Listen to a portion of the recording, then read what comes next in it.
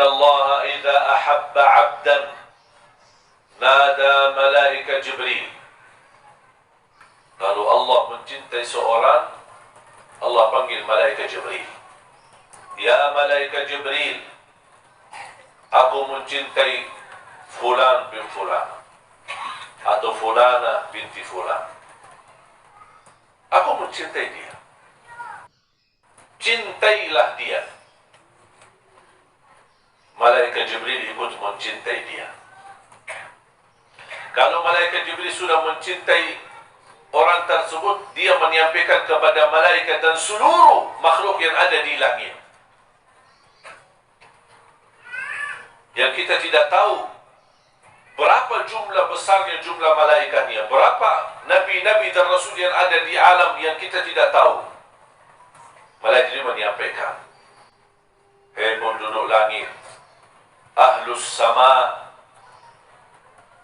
ahli langit, Allah mencintai fulan bin fulan, fulana binti fulan, dan aku mencintai mereka. Cintailah kalian terhadap mereka. Disitulah dicintai oleh semua yang ada di langit. Allah mencintainya, malaikat Jibril mencintainya, dan semua hamba-hamba Allah yang ada di langit mencintai. Selepas itu, apa yang akan terjadi? Kalau ahli langit mencintai kita, akan Allah wujudkan al-qabul di muka bumi. Kemanapun kita berada, disayangi orang, disenangi orang, dihormati orang, dimuliakan orang, dimanapun kita berada, biarpun kita ke negeri asing. Dan kadang-kadang kita di salah satu tempat, misal lagi jalan sama keluarga, mungkin di tanah suci, lagi umrah atau haji, atau lagi di satu tempat, misal lagi jalan-jalan kemana, ada satu kejadian, tiba-tiba ada orang kita tidak kenal datang menolong kita, menurusi kita, menantarkan kita. Itu bukan sesuatu yang terjadi kebetulan. Mudah-mudahan menjadi tanda Allah mencintai kita. Makanya Allah menghantarkan orang yang mampu menolong kita.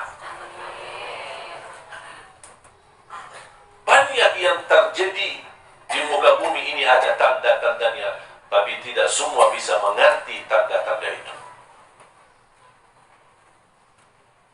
Ketika pun kita memiliki kesalahan, memiliki kekurangan, dan kita mendapatkan ujian, jangan ada yang merasa Allah tidak mencintai saya lagi, karena saya terus ujian, habis ujian lagi, selesai dari ujian, jatuh kepada ujian lagi.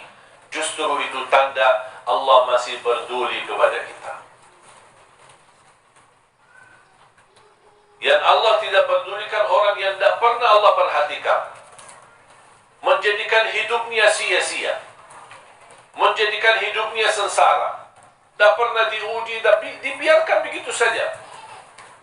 Dalam keadaan senang dibiarkan, dalam keadaan apa dibiarkan sama Allah SWT. Itu yang paling bahaya. Tapi ketika kita diuji, justru tanda itu Allah masih ingat sama kita. Allah masih ingin memberikan teguran, tapi dengan cara Allah, supaya kita bisa muhasabah diri, bisa lebih dekat. Barangkali selama ini kita lebih tergantung kepada makhluk. Allah ingin melihat kebaikan kita. Kita orang yang baik, orang yang mulia, tetapi kok kenapa selama ini masih tergantung dengan makhluk? Allah kasih ujian, supaya ujung-ujungnya apa? Yang anda sebutkan bukan fulan, fulana, tolonglah aku, tapi tidak. Akan datang satu saat yang keluar dari hati dan ucapan lidah kita, ya Allah, tolonglah aku.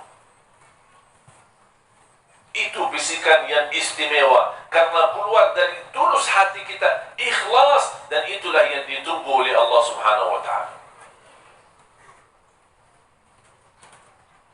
Dan semakin mulia cintaan kita kepada Allah dan kepada segala kepada sesuatu yang baik, kebaikan, perjuangan kepada Islam, kepada amal salih, kepada amal jariah, kepada Al-Quran, kepada tahajud, kepada salat duha, kepada puasa sunnah, silatul rahim. Cintailah amal kebaikan, bukan karena diperintahkan, tapi kita mau melakukannya karena aku cinta mendekatkan diri kepada Allah Subhanahu wa ta'ala. Kalau kita aja dekat sama raja atau sama orang pejabat tinggi atau sama orang yang mulia, kita merasa berbahagia. Gimana kalau kira-kira kita menjadi orang yang dekat sama Allah? Berarti doa kita diijabah, hajat kita dikabulkan, masalah kita diangkat, apapun yang kita hadapi akan disisihkan oleh Allah Subhanahu wa ta'ala, karena kita termasuk golongan yang dicintai Allah. Dan mungkin Allah mencintai seorang, tapi Allah membiarkan begitu saja. Dan mungkin Allah mencintai seorang